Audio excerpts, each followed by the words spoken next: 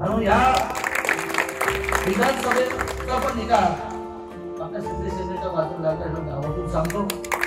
लोक वाढू लागतात पण आपण कामासोबत लोकांना पोहोचलं पाहिजे. माझे तरुणाई खूप अपेक्षित आहे कारण कामासोबत सगळेच माझे मंडळी माझ्या भेटत असतात, विचार असतात, मी कामं शासनापासून केलं असतो. पण येणाऱ्या काळामध्ये जसं पंचायतीला तुम्ही रिझल्ट लावून दिला आहे तसं रिझल्ट येणाऱ्या जिल्हा परिषदेच्या दृष्टिकोनात खूप अपेक्षित आहे. तर मी आमदार झालो याचा निश्चित मला अभिमान आहे.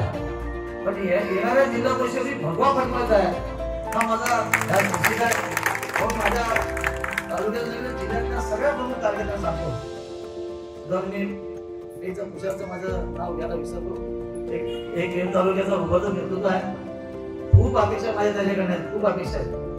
तर पडत्या काळामध्ये ज्या पद्धतीने समा बांधला माझ्या बाईकडे आमचं बघत होते काय विचार काय करतोय. पण मी काही राजकीय गेम निश्चित करत असतो.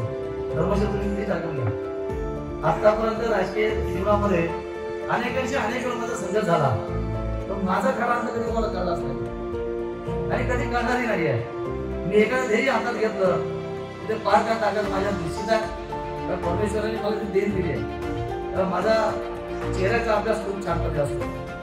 अनेक नेत्यांनी मला जिल्ह्यात ते फसवलं, जनता माझ्या बरोबर राहिली आणि म्हणतो मी आमदार झालो. त्यावेळी तुम्ही त्या जनतेला आवाज देऊन मला 30 लाखाचा फंड दिला आणि त्या फंडातून आपण ती नवीन इमारत केली आहे. आम्हाला तुमच्याच आशीर्वादामुळे भाऊपाड्याचा रोड 50-60 वर्ष पडला होता. एका पक्षाचा लाभाचा झाला नाही पण ते तुमच्या माध्यमातून सीएचा फंड घेतला आणि तो आपण रोड केलेला आहे. तुमच्या आशीर्वादामुळे आपण जल जीवन मिशन योजना 78 लाखाची योजना आपण आणलेली आहे. त्या योजनेत भाऊपाड्याच्या गावात आपण टाकी लावलेली आहे. आदिवासी महिलांवर टाकीचं काम सुरू आहे आणि माझं टाकीचं काम सुरू होणार आहे. सांगायचं आणि तुमच्याच माध्यमातून हा रोड राहिला आहे. हा डीबीसीच्या फंडातून 28 लाख रुपये आपण दिलेले आहेत आणि त्या 28 लाखातून आपण हा पालघरचा रोड आणि आदिवासी रोड केला. तुमच्याच माध्यमातून आपण हे हायवे सिस्टम तुमच्याच माध्यमातून आपण केलेलं आहे.